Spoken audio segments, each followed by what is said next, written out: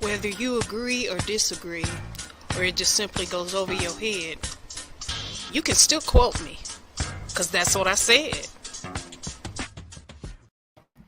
And welcome back to Native Talks. My name is Lorraine, and thank you for tuning in. Everybody calls me Raina or Native Girl. Now, before I even get into what I'm going to talk about, if you have not heard it from these two lips, then you've been lied to and you've been tricked. Because before you can repeat it or even start to debate it, you just better make sure that you heard me say it. All right, y'all. I have a request from one of my subscribers, which I don't have many. So I guess this is why this one is very special to me, because I don't have a lot of subscribers, but somebody asked me a question. They said, whenever I do videos, I talk about my experiences and I talk about things that are happening in the world, but I didn't let people know what kind of a child I was. I thought that was an interesting topic, and I really thought about it, and I said, I never really did go into what kind of kid I was and the way I thought and things like that.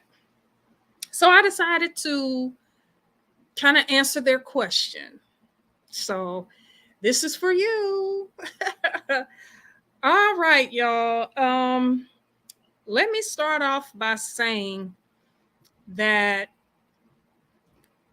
the main word that describes me as a person in whole, and that means from the time I came out of my mom until this very moment, I have been a quirky person. And if you don't really know, quirky is a definition that has so many different meanings. And, you pretty much give it life by whatever you label it. I know for me, I was the type of kid, I was skinny. I didn't start putting on weight till I went away to college. When I went away to college, that's when all the weight started to come on. But up until I went away to college, I was a pretty thin person. And when I was little, I was skinny. Matter of fact, some of my relatives, they know who they are, used to make fun of me because I was skinny. I always felt like I gotta say this because this is the basis of, how God has dealt with me, throughout my life. My mother gave me lots of love, but I was always fractured because my father, was not a part of my life. So there was always a part of me that always felt like everybody was better than me. I always felt like that. When I would see other kids, I would automatically think that they lived a better life than me, that they looked better than me, that they could do things better than me. And I carried that around for a long, long time. And even though I was a happy kid, I got out and played with other kids and everything, there was always this person inside of me that just felt like I was never good enough. And I honestly think the absence of my father had a lot to do with that. Because it's one thing when other people who aren't related to you reject you. If the people that live down the street or the kids that you play with, if they reject you, yeah, that's painful. But you know what? They're not related to you. And when you're living your life, they come in and they come out. But your parents are the ones that are there, or at least supposed to be all the time. And so someone who's supposed to be there all the time and they're not there, and they're not there because of death or illness or anything, or living in another state, shall I say, but they're there simply due to their own choice to not be there. a child tends to put that blame on themselves. And I was one of those kids, and I put the blame. I thought for the longest time the reason why my dad wasn't there was because of me. Through the years, I learned that not to be true, but up until I was probably about 8 or 9 years old, I blamed myself for my father not being there. I was a talkative kid, as you can tell. I had no problem striking up a conversation with people, even when I was a kid. There was always something to talk about. And I think what I find funny about me now is that never really went away. That need and want to talk. It's just when I want to talk, a lot of people are not in the mood to talk. So I find myself a lot of times just being quiet because people didn't want to talk. And when I was a little kid, it was like that. My mother had a way of letting me know she was done talking. She didn't have to say anything, but she would just kind of give me this look like, don't ask me anything else, be quiet. And I learned my mom's mannerisms. I learned her vibe, and I read her very well. And I knew when to sit and talk with her, and I could pretty much tell by her mannerisms when that time was up. So, love to talk. I was a girly girl. And what I mean by that is everything girl I did. I was into playing dress up. I was into playing with baby dolls and dolls where you put the dresses on them and everything. I was into playing in makeup. I was into combing the hair and putting on the earrings and the necklaces and the bracelets. I mean, I did it all. I was a typical girly girl. Now, because I grew up with my brother brought out the tomboy in me, because there was a tomboy that did like to run outside and play, and I didn't like to get too rough though. See, my brother was rough. You know, when you played with him, I mean, you had to keep reminding him, I'm your sister. You might not want to swing so hard at me. You might not want to, if you stick your foot out and I fall, you're really going to hurt me, My brother was younger than me, but a lot of people for many years thought he was older than me. And that's mainly because my brother was, I think on a lot of levels, he was smarter than me and more mature than me. So I think for the majority of my growing up, only relatives knew that he was the younger one. And then when he outgrew me, when he got taller than me, it was very hard to convince people that he wasn't the firstborn. Because when he grew taller than me and I was shorter than him, it was just, and like I said, he had such a maturity about him that I think people just automatically thought, oh, he's the oldest. Because I was always the one telling jokes, acting goofy, quirky. I was always the one that was doing stuff that everybody else wasn't doing. So it was easy to put me in the, oh, she's the smaller one. She's the goofy. She's the quirky one. And he's the one that's the smart one, because my brother was very, very smart and still is. But even back then, he was smart. He was the brainiac. He had the brains. I didn't have the brains. I had the creativity. And, creativity, compared to brains, people don't even put them two in the same category. You just, it's possible to be both, but it's rare that you're both. You're either usually a brainiac or a creative person. You rarely are both of those things, because one usually cancels each other out. You see what I'm saying? If you're too creative, then the brainiac part of life is going to bore you. And then if you're a brainiac and you have all these creative juices in you, it's going to drive you crazy, because being a brainiac, is going to tell you, well, you can't do that. You have to do it this way. You have to do it that way. You have to do it this way. You have to do it that way. So it can drive you crazy if you're both. So rare, and I believe it's literally rare to have a brainiac creative person. But like I said, I was the creative, my brother was a brainiac, and together we were like the perfect brother and sister. Now, we had our issues growing up. We did. Typical sibling rivalry, but I remember many a times when I went hard for my brother. I remember there was one boy, and I'm not going to say his name because he is a friend of mine on Facebook, so I'm not going to put his name out there, but there was a boy that went to school with my brother, and he bullied my brother one day. And my brother told my mom about it, and I overheard it. Because my mom came to the school to pick us up. I believe I was in the 5th grade, I believe. And my mom came to the school to pick us up. My brother came out and told my mom that this boy had been bullying him. And I knew who the boy was. And I did not know that he was giving my brother grief like that, because my brother wasn't really telling us anything. And when my brother told me that, oh, snap. I was like, oh, no. And I remember I beat that boy up.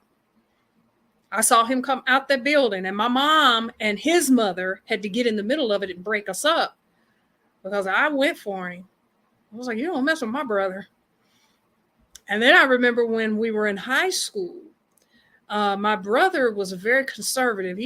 And I don't know whether he's still a conservative. I don't think so. I think he kind of went to the liberal side. I don't know. I'll have to ask him, because we really don't talk about politics and stuff like that. But I remember when we were in high school, my brother was very conservative. And for someone his age, I seriously thought he was going to run for a political office. He was into Republican stuff. He wore suits to school every day. My brother in high school did not wear jeans. Now, I know I said this was about me, but this is my childhood. So I'm just going to kind of flow with what I'm saying about my brother. My brother did not wear jeans to school. He wore suits, and if he didn't have a suit on, he wore a shirt and a tie and slacks. And he carried a briefcase to school every day. And I remember some of my friends that I hung out with, was kind of making fun of him because they couldn't understand how someone his age was coming to school dressed like that and everything. And I told them, I said, look, you leave my brother alone. He can dress however he want to dress. He can do whatever he want to do. I said, you talk about him, you got a problem with me. That little short making fun of him, that ended that day. My brother did not even know that they were making, but I understood black folk, anything, when you grow up in the hood and you poor and somebody does something that poor people don't do, that hood people don't do, it throws them off. And because they don't understand it, all they know to do is make fun of it. They always make fun of something they don't understand. That's hood mentality. So I understood that they were hood kids. My friends were hood kids, and they never seen men in the neighborhood wear suits and ties except to go to church.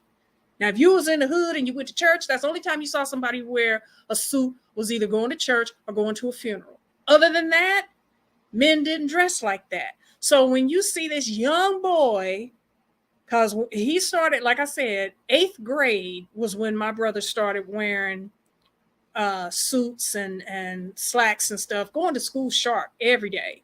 Even the teachers was looking at him like, wow, you really coming to school dressed like this every day? Wow, this is impressive. They was asking my mom, what are you doing? What are you telling him that makes him? And she said, this is what he wants. He wants to come to school looking presentable. And he did. And he had the grades to prove it. He wasn't just doing that like a trend or something, or doing it in a way to stand out. That was what he really felt like a man should look like. So my brother was he is a ultimate brainiac. He really is. He had class and style that I didn't possess. I was quirky. I was always doing something that was going to make everybody go, what is she doing? My brother followed the course of everyone else, although in the hood, it was the flip. In the hood, they wasn't used to that. But whenever he was out in the general community, people would look at him and go, wow. But they look at me and go, what is her problem? What is she wearing? What is she doing? Oh my goodness. What? But as I said, me and my brother were close, but we had our sibling rivalries. We had our disagreements. I do remember there were certain things about me that I think people just didn't get. They tried to understand the way my mind worked, but I think I threw a lot of people off as a kid. I know that because I felt like everybody was better than me, there was one thing about me that a lot of people didn't know. And I can say it, now because I recognize that it was just when you don't have love for yourself appropriately, then it's hard for you to have it for other people. And through the years, God had to teach me how to love myself because my mother loved me, my brother loved me, my relatives loved me, but I was struggling with loving me. And it was mainly because I just thought that everyone was better. And one of the things about me that a lot of people didn't know is that I mean, literally hated light-skinned girls. I hated them. It was like the lighter you were, the more I hated you. I don't necessarily know where that came from because what's really funny is that white girls didn't bother me at all. I was not intimidated or threatened or angered at any white girl.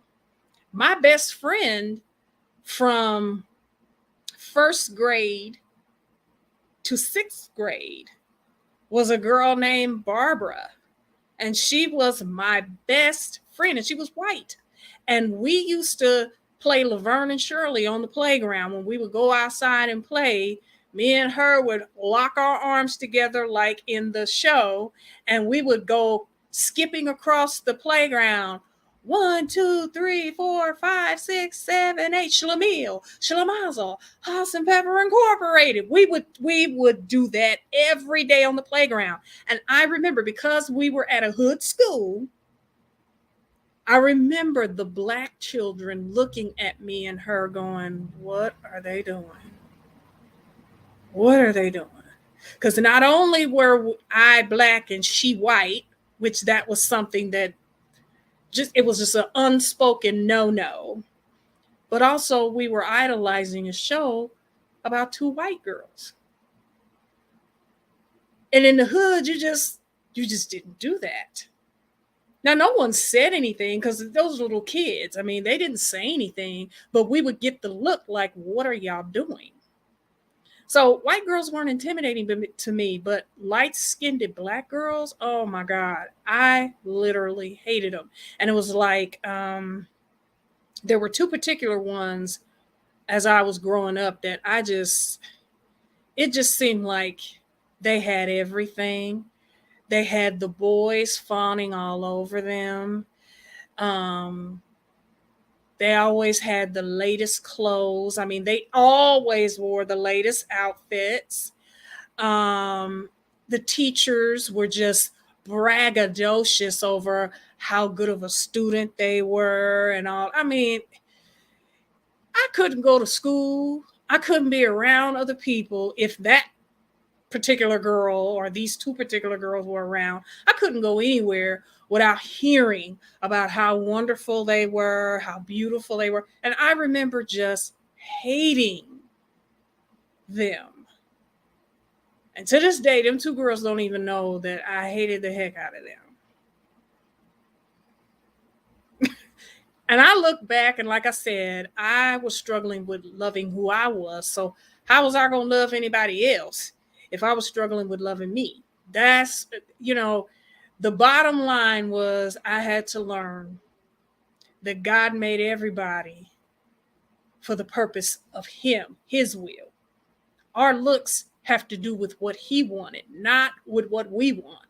You know, we may not understand why we look the way we look, but God knows why you look the way you look. And so to be hating somebody over something that they had no control over, that was decided by God before they were even born, why am I sitting up here hating somebody? I mean, by the time I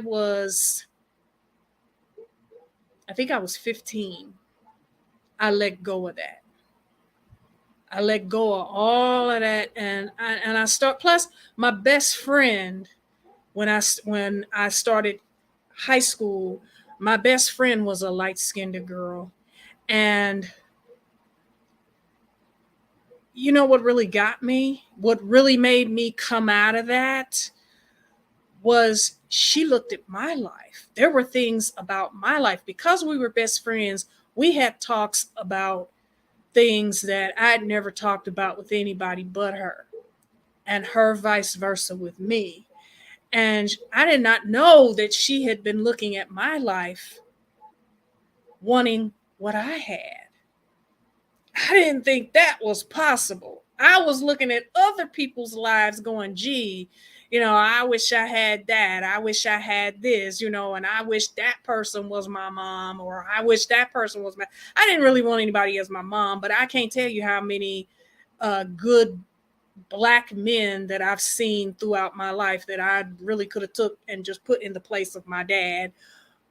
But you can't do that. Your dad is your dad. That's who you get, But I did not know that it was possible that somebody was looking at my life and desiring anything that I had.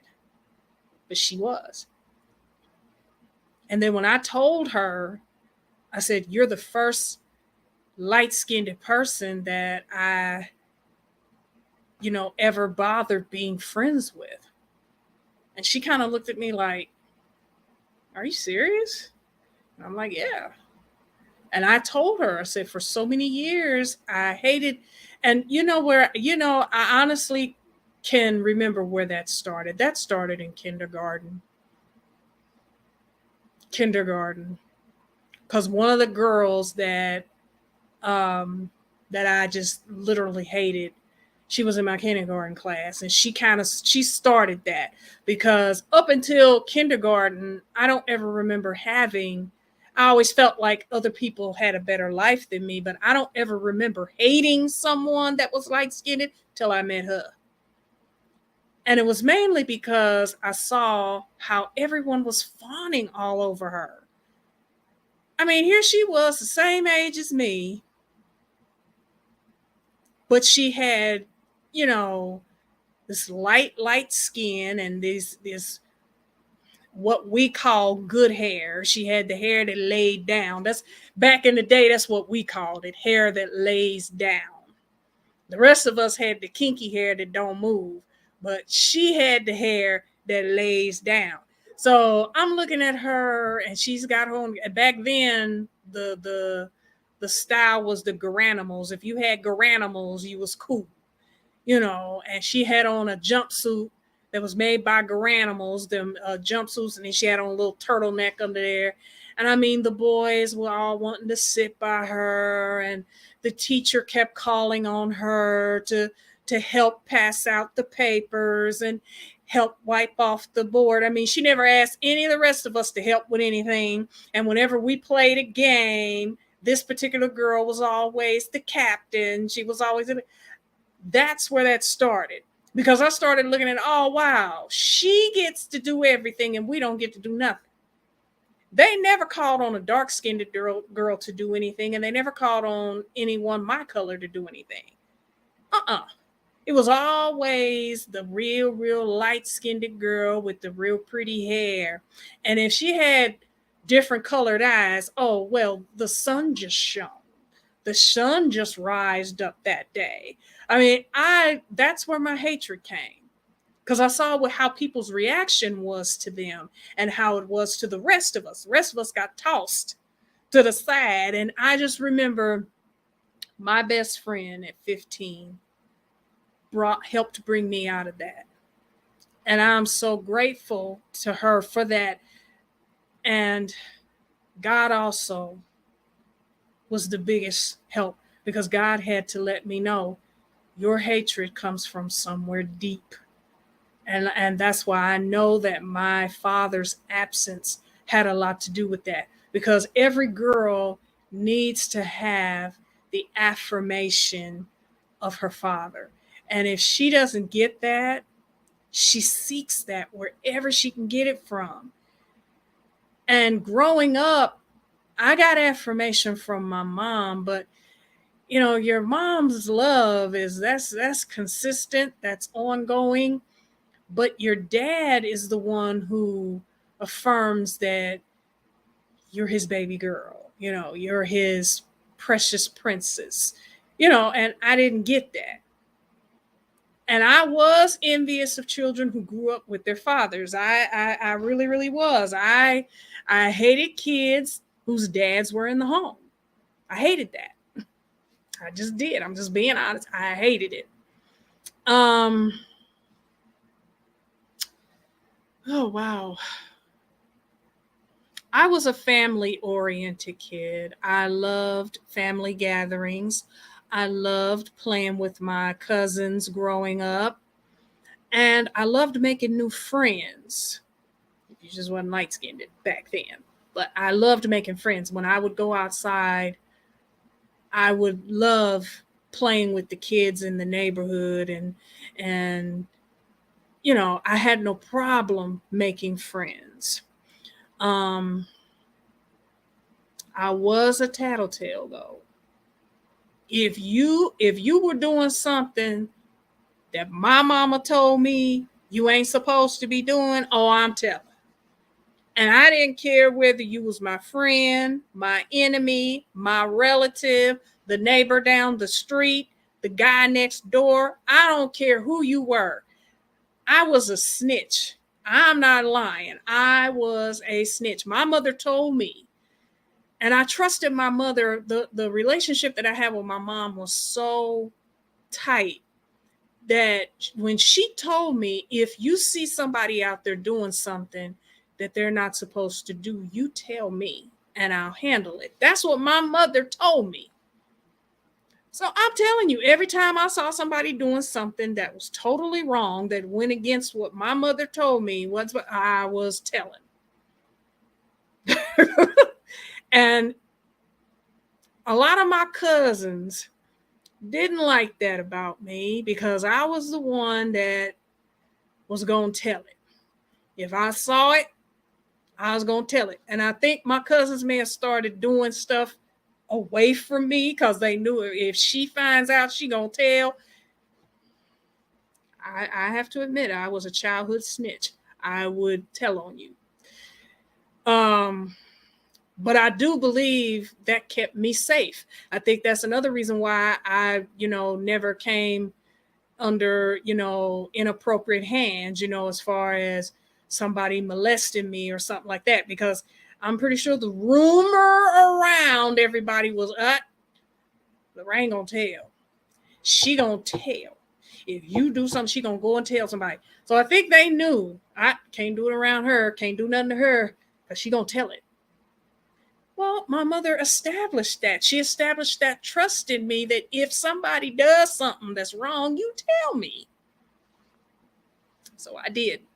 I do want to share with you, for those of y'all who may wonder what I looked like when I was a little girl. Now, I just discovered how to do this with this program that I'm streaming with. I'm not too pleased with it. I'm not too pleased with how I have to do it. So I'm letting you know now that I wish there was an easier way to do this, but I have to do it the way the program allows. But I'm going to drop 2 pictures that kind of just show you what I looked like through my childhood. And just to kind of give you an idea. Because, I mean, you can kind of look at me and tell, you know, because, I mean, I look like my dad. I mean, I'm a mixture of my dad and my mom. But when it comes to the face, I mean, it's dad. There are other physical features that I got from my mom, but the face belongs solely to him. It's a King thing, shall I say, because his last name was King. But here we go. This is a picture of me, or actually a collection of pictures that I put together.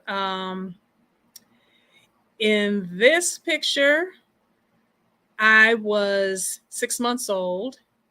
In that picture, I was 3. In this picture, I'm 7. And in that picture, I'm 12. So that just kind of gives you an idea of, you know, I look at these photos and I laugh because the one thing that has not changed is my smile. I mean, when I was happy, you could tell on my face. And I think that's something, let me back out of here. That is something that I have to admit about myself as well, is that I was a readable kid. I was not a kid who had a poker face. I was readable. If you made me happy, you could tell by the smile on my face. But if you made me mad, oh, you was going to see that I was mad. And if I was sad, if my heart was broken, I couldn't hold back the tears.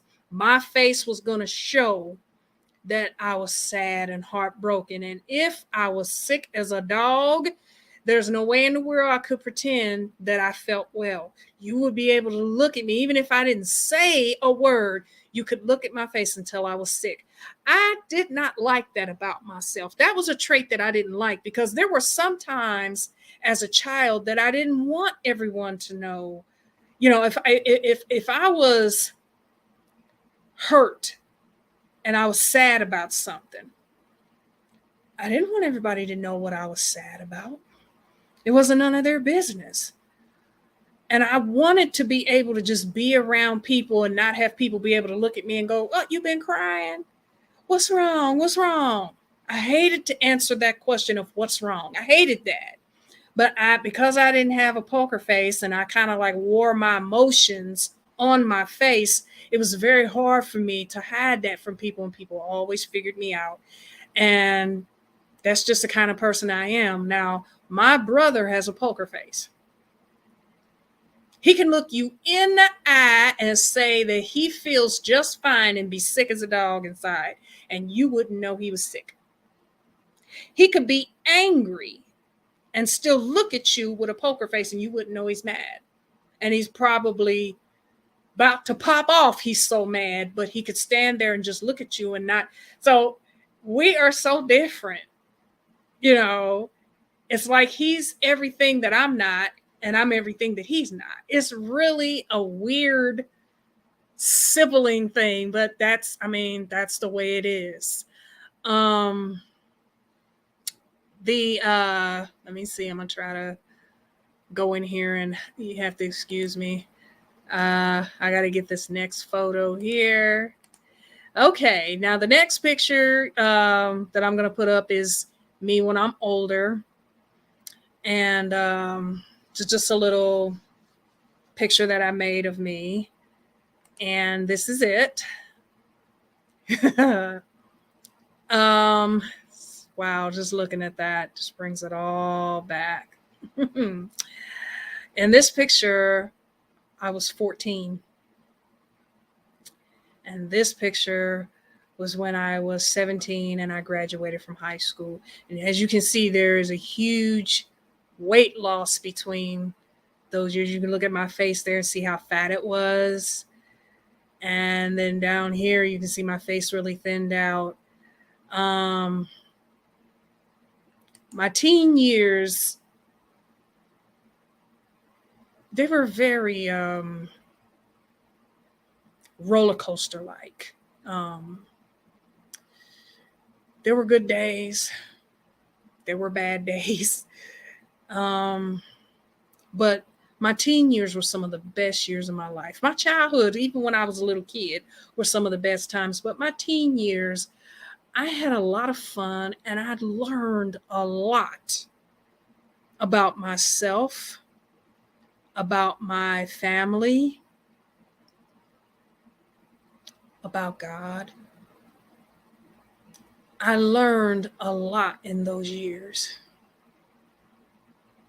And I think the dramatic look kind of shows also the dramatic of my maturity, that I went from one extreme to another because I had to learn how to navigate this world because I was coming towards, womanhood. And, I couldn't bring my childhood beliefs and thoughts and ideas. A lot of that I had to bury. I had to either bury them, change them. I had to adjust my life to being a grown woman. And that is a transition in itself. From the time you're 12 till the time you turn 18, that's basically what you're doing.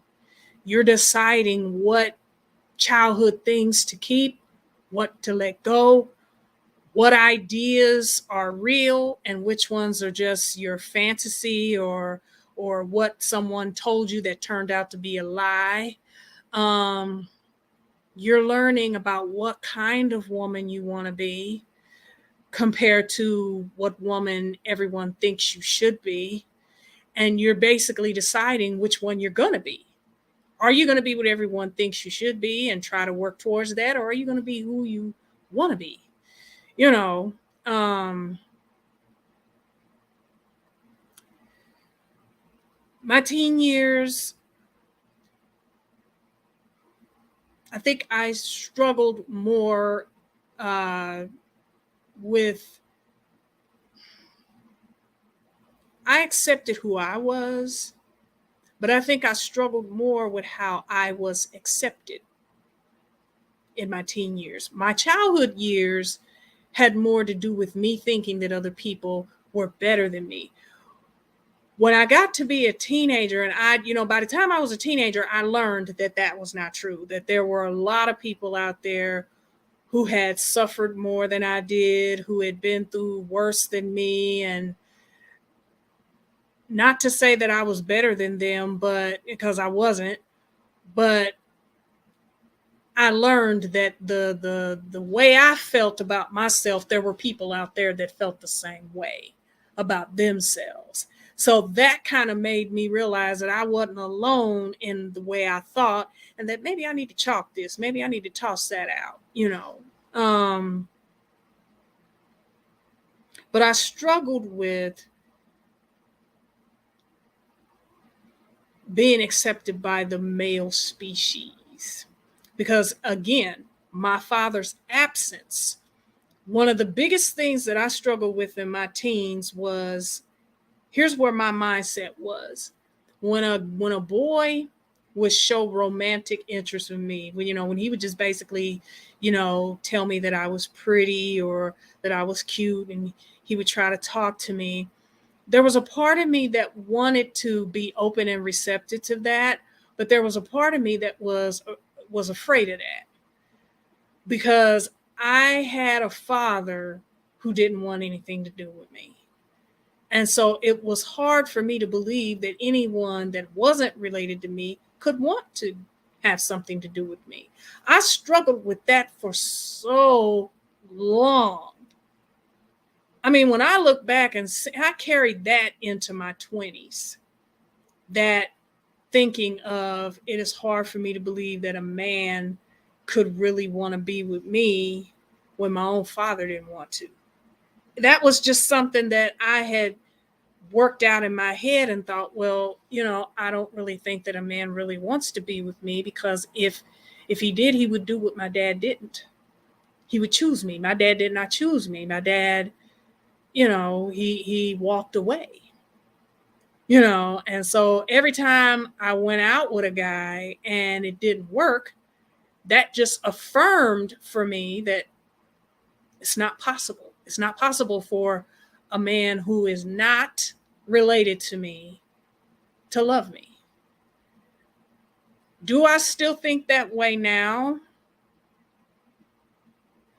I don't know. I don't know. The fact that I'm 53 and I'm still single might be something a little to that, but I can't 100% say it's not possible, but I'll just say I think it takes a certain man to deal with me, and I don't know if I've met him. I don't know if I've met him. And what I mean by I need a man that doesn't run away. I need for me to ever be in a relationship with a man, I would have to have a man that did the opposite of what my dad did. And that's run away. And I have not met one yet. Every guy that I dated, I was not, because I tossed out that idea of a man just, wants a good woman. Yeah, right. Y'all want trophies for the most part. I'm sorry. This has been my experience. I mean, I've been dumped by some very nice guys, and they dumped me for, the pretty girls, and because I had let go of the light skin thing, because I was dumped for dark skinned girls, but they were all pretty. None of the girls that I was dumped for were ugly. None of them were overweight. None of them were, no, they were all pretty, trophy looking type females. That's who I got dumped for. And as you can see, I am not a pretty trophy type woman. That's not me. And that kind of made me question, like, why are you stepping to me? If that's what you really want, why are you stepping this way? It just, I'll have to save that for another video. But a lot of barriers I had put up in my childhood because of my father's absence and because of certain things that had happened in my life. Not gonna really get into them, but there were some things that happened in my life that weren't very good, and it was very hurtful to me. And I was able to come out of those situations okay, but I came out closed off. And I started putting barriers up, and God had to work with me for years to break those barriers down. For years. So I hope that kind of gives you some kind of insight into what I was like as a kid. About the most thing that I could honestly truly say is that I was a literal kid. And what I mean by literal is that, I believed what adults told me until I found out that it was a lie. If I never found out that it was a lie, then I believed them. Some kids are skeptical of everyone. I mean, they don't trust nobody, but that usually has to go with, what led them to not trust. You don't come here not trusting. Something has to happen for you to go, okay, I'm not going to trust. Me, I was literal. I trusted you till I couldn't, and if there was never a situation where I couldn't trust you, I trusted you. I was a happy kid. I had a happy outlook on life. I really wanted, this part of my life that I'm living now, I looked forward to it when I was a kid. I wanted to be grown. Matter of fact, I used to say that all the time. I can't wait till I'm grown so I can do what I want to do. Well, one of the biggest lessons I learned out of that statement is that you don't never get to really do what you want to do. And my mother used to tell me that, but I thought she was just saying that just to shut me up. We always think our parents don't understand what we're going through. We always think that they don't really listen to us and they just kind of shoo us away. But she was right. You don't never get to really do what you want to do. But you only find that out when you become an adult. When you're a kid, you are convinced because you see adults with the money, you see adults coming and going as they please. Adults are always telling you what you can and you can't do. So you take all of that and say, man, I can't wait till I'm grown so I can do what I want to do. I wish I could take that statement back, because that was one of the hardest lessons I had to learn, is that I don't ever get to do everything that I want to do. There's always somebody that I got to account to.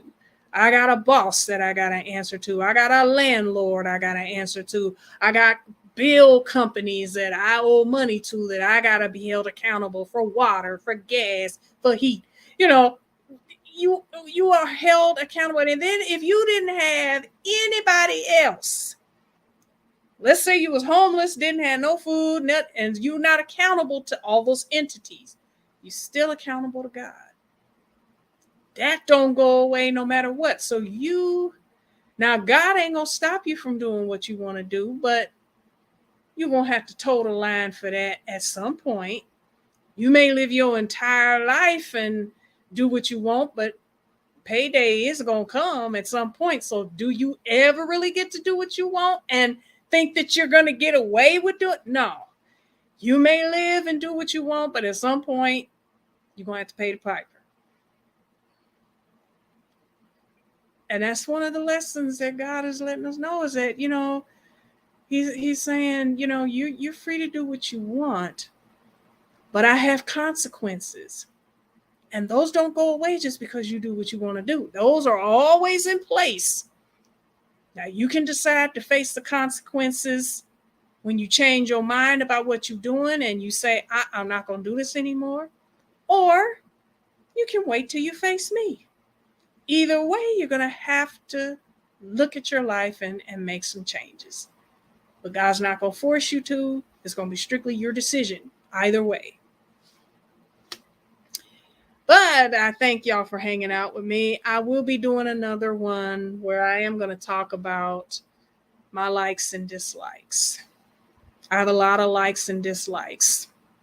And that kind of goes more into who I am as a person. So I'm going to kind of do a second part of this. But thank y'all for hanging out with me, and hopefully I see you again. If you like my vibe, be sure to like, share, and subscribe. Till the next time, see ya.